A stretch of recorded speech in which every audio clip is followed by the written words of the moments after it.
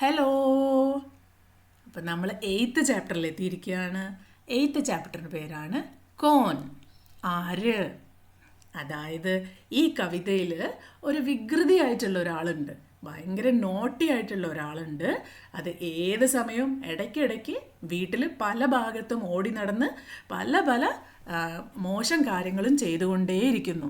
അതുകൊണ്ട് നമുക്ക് വളരെ ബുദ്ധിമുട്ടുകളും ഉണ്ടാകുന്നു. ആരാണ് വീട് മുഴുവൻ ഓടി നടന്ന് ഇങ്ങനത്തെ ബുദ്ധിമുട്ടുകൾ ഉണ്ടാക്കുന്നതെന്നും എന്തൊക്കെയാണ് ചെയ്യുന്നതെന്നും ഈ കവിതയിൽ പറഞ്ഞിട്ടുണ്ട്.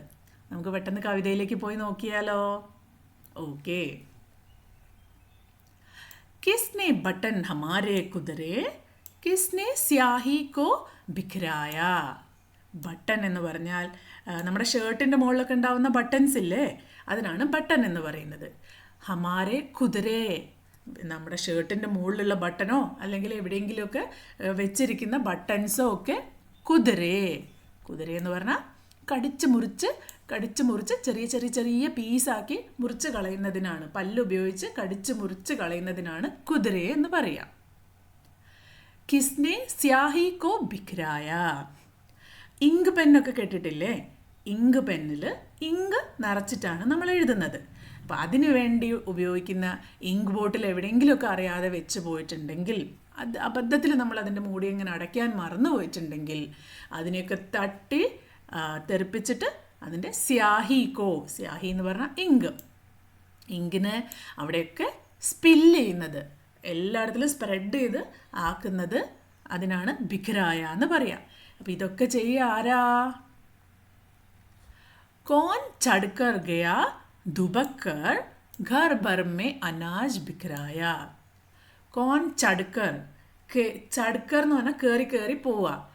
ദുബക്കർ ഒളിച്ചിരിക്കുന്നതിനാണ് ദുബക്കർ എന്ന് പറയാം. അപ്പോൾ ഒളിച്ചതിരുന്നിട്ട് എല്ലായിടത്തിലും കയറിപ്പോയിട്ട് ഘർ ഭർ മേ, വീടിൽ മുഴുവൻ, അനാജ്, അനാജ് എന്ന് പറഞ്ഞാൽ ധാന്യങ്ങൾ, അരി, ഗോതമ്പ് അങ്ങനെയുള്ള ധാന്യങ്ങൾക്കാണ് അനാജ് എന്ന് പറയുന്നത്. അനാജ് ബിഖ്രായ. കണ്ടോ, നേരത്തെ സ്യാഹി ബിഖ്രായ, ഇപ്പോൾ അനാജ് ബിഖ്രായ. വീട്ടിലും ആ ടേബിളിലും ഒക്കെ മഷി സ്പ്രെഡ് ചെയ്യുന്നു. വീടിൻ്റെ ഉള്ളിലൊക്കെ ധാന്യങ്ങൾ അവിടെയും ഇവിടെയൊക്കെ സ്പ്രെഡ് ചെയ്തിടുന്നു. ഇത്രയും വികൃതിയായിട്ടുള്ള ഇയാൾ ആരാണ്? ദോന ഖാലി രഖ് രഹ് ഗയാ കോൻ ലേ ഗയാ ഉഠാ മിഠായി. ദോന എന്ന് പറഞ്ഞാൽ നമ്മുടെ വീട്ടിൽ അമ്മമാരൊക്കെ ഡിബ്ബകളിലാക്കിയിട്ടല്ലേ സ്വീറ്റ്സും പലഹാരങ്ങളും ഒക്കെ വെക്കുന്നത്. അതിനാണ് ദോന എന്ന് പറയുന്നത്.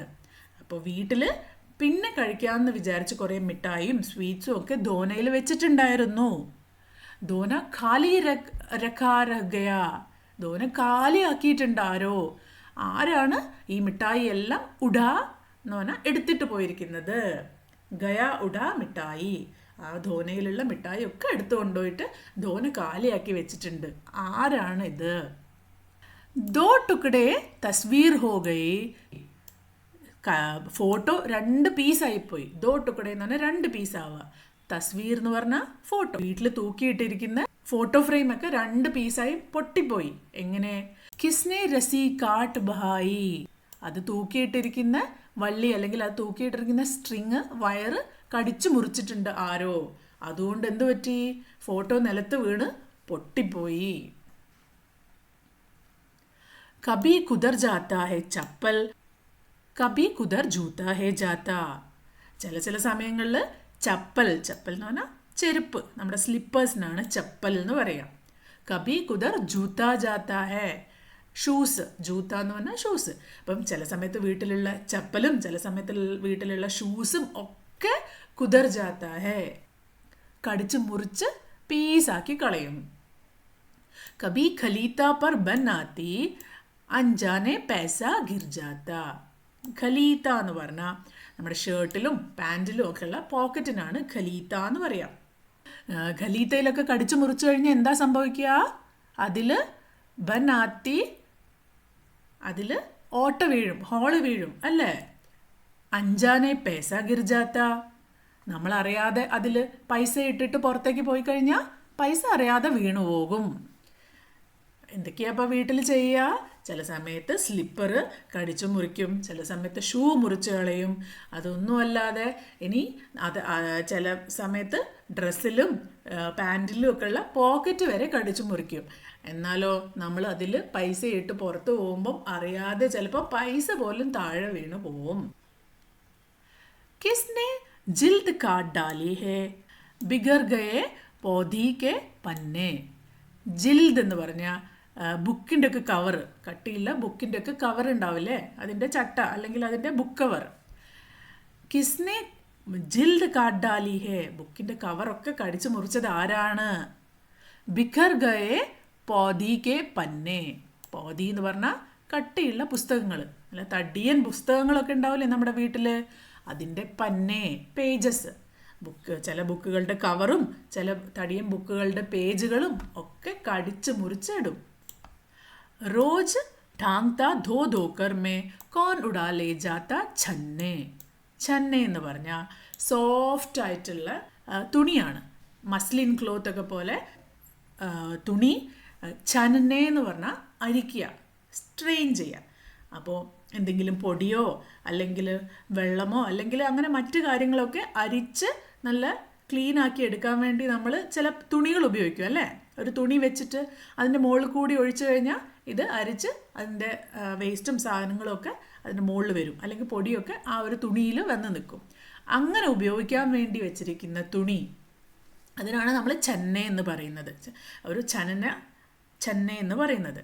ആ ഒരു തുണി റോജ് ഠാങ്ത ധോ ധോക്കർ, എല്ലാ ദിവസവും ഞാൻ അലക്കി വൃത്തിയാക്കിയിട്ട് അത് തൂക്കിയിടും. ഒന്നുകിൽ അഴലിൽ ഉണങ്ങാനിടും അല്ലെങ്കിൽ എവിടെയെങ്കിലുമൊക്കെ തൂക്കിയിടും. അത് ആരാണാവോ എടുത്തിട്ട് പോയത്? കോൻ ഉടാലേ ജാത്ത, ആർക്കാണ് അതൊക്കെ വേണ്ടത്?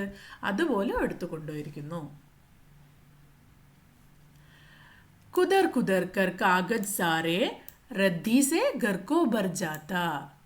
കുദർ കുദർ കർ കാഗസ്, വീട്ടിലുള്ള എല്ലാ പഴയ പേപ്പറുകളും, സാരേ കാഗജ് പഴയ പേപ്പറുകൾ മൊത്തം കടിച്ച് മുറിച്ചിട്ട് റദ്ദി സേ ഘർ കോ ഭർ ജാത്ത.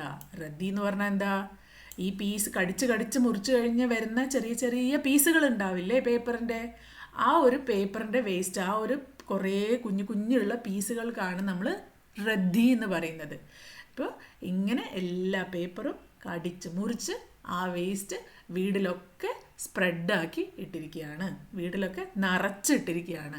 ഭർ ജാത്ത. കോൻ കബാഡി ഹേ ജോ കൂടാ ദുനിയാ ഭർ കാ ഘർ ഭർ ജാത്ത. കബാഡി എന്ന് പറഞ്ഞാൽ, നിങ്ങൾ കബാഡി വാല എന്ന് കേട്ടിട്ടുണ്ടോ? നമ്മുടെ വീടുകളിലൊക്കെ ആവശ്യമില്ലാത്ത വസ്തുക്കളും അല്ലെങ്കിൽ നമ്മൾ ഒഴിവാക്കിയ ഉപേക്ഷിച്ച സാധനങ്ങളൊക്കെ വാങ്ങാനും അത് കൊണ്ടുപോകാനും വേണ്ടി വീട്ടിലേക്ക് വരുന്ന ആളിനെയാണ് കബാഡി വാല എന്ന് പറയുന്നത്. അപ്പം ഇവിടെ ചോദിക്കുകയാണ്, കോൻ കബാഡി ഹേ, ഏത് കബാഡിയാണ് ഇവിടെ? കൂടാ എന്ന് പറഞ്ഞാൽ വേസ്റ്റ്, വീടുകളിലൊക്കെ കൊണ്ടു നിറയ്ക്കുന്നത് ആരാണ്? ഏത് കബാഡിയാണ് ഇങ്ങനെ വീടുകൾ മൊത്തം വേസ്റ്റ് കൊണ്ട് നിറയ്ക്കുന്നത്? കോൻ രാത് ഭർ ഗഡ്ബഡ് കർത്ത ഹമേ നഹി ദേത്താ ഹേ സോന. ഗഡ്ബഡ് എന്ന് പറഞ്ഞാൽ പ്രശ്നം ഉണ്ടാക്കുക. ആരാണ് രാത്രി മുഴുവൻ രാത് ഭർ ഗഡ്ബഡ് കർത്ത, വീട്ടിൽ അവിടെയും ഇവിടെയും ഒക്കെ പ്രശ്നങ്ങൾ ഉണ്ടാക്കും. ഹമേ നേ ദേത്താ സോനെ, നമ്മളെ മര്യാദയ്ക്ക് ഉറങ്ങാൻ പോലും പറ്റില്ല. സോനെ എന്ന് പറഞ്ഞാൽ ഉറങ്ങാനേ അനുവദിക്കാതെ അവിടെയും ഇവിടെയും ഒക്കെ പ്രശ്നങ്ങൾ ഉണ്ടാക്കിക്കൊണ്ടേയിരിക്കും. ഘുർ ഘുർ കർത്ത ഇധർ ഉധർ ഹേ ഡൂണ്ടാ കർത്ത ചിപ് ചിപ് കോനെ. ഘുർ ഘുർ എന്ന ശബ്ദം ഉണ്ടാക്കിക്കൊണ്ട് ഇധർ ഉധർ, അവിടെയും ഇവിടെയും ഒക്കെ ഏത് സമയം തപ്പിക്കൊണ്ടേയിരിക്കും. എന്തെങ്കിലും കിട്ടുമോ എന്നുള്ളത് ഇങ്ങനെ നോക്കി അവിടെ ഇവിടെയൊക്കെ ഇങ്ങനെ തപ്പി നടക്കും. ചിപ് ചിപ് കോനെ, വീടിൻ്റെ എല്ലാ കോണുകളിലും എല്ലാ സൈഡിലും എല്ലാ ഒരു കോർണേഴ്സിലും ഇതിങ്ങനെ രാത്രിയൊക്കെ തപ്പിക്കൊണ്ടേയിരിക്കും. റോസ് രാത്ത് ഭർ ജഗ്താ രത്ത എന്ന് പറഞ്ഞാൽ ഉണർന്നിരിക്കുക. നമ്മളെല്ലാവരും രാത്രി കിടന്നുറങ്ങില്ലേ? ആ സമയത്ത് ഈ ഒരാൾ മാത്രം രാത്രി മുഴുവൻ ഉറങ്ങാതെ ഇരിക്കും. ഘുർ ഘുർ ഇധർ ഉധർ ഹേ ധാത്ത. നേരത്തെ പറഞ്ഞ പോലെ ഘുർ ഘുർ എന്നിങ്ങനെ ശബ്ദം ഉണ്ടാക്കിക്കൊണ്ട് അവിടെയും ഇവിടെയും ഒക്കെ ഓടി നടക്കും. ബച്ചോ ഉസ്കാ നാം ബതാവോ. കുട്ടികളെ, അതിൻ്റെ പേരെന്താന്ന് നിങ്ങൾക്ക് പറയാൻ പറ്റുമോ? കോൺ ശരാരത് യേ കർ ജാത്ത. ഈ കണ്ട വികൃതി മുഴുവൻ കളിക്കുന്ന ആള് ആരാണ്? ആരാണ് ഇത്രയും ബുദ്ധിമുട്ടുണ്ടാക്കുന്ന ഒരാള്, ഇത്രയും വികൃതി കളിക്കുന്ന ഒരാള് ആരാണ്? അതെ, ചൂഹ, എലിയാണ് അല്ലേ? അപ്പം ഈ കവിതയിൽ മുഴുവൻ പറഞ്ഞിരിക്കുന്നത് എലിയെ പറ്റിയാണ്, റാറ്റിനെ പറ്റിയാണ്. ഈ കവിത എഴുതിയിരിക്കുന്നത് സോഹൻലാൽ ദ്വിവേദിയാണ്. ഇഷ്ടപ്പെട്ടോ? ഓക്കെ, അപ്പം എല്ലാവരും ഇത് ഓരോ പ്രാവശ്യം കൂടി വായിക്കുക, നന്നായി പഠിക്കുക. അടുത്ത ചാപ്റ്ററുമായിട്ട് ഞാൻ പെട്ടെന്ന് വരാം. അതുവരേക്കും ബായ്.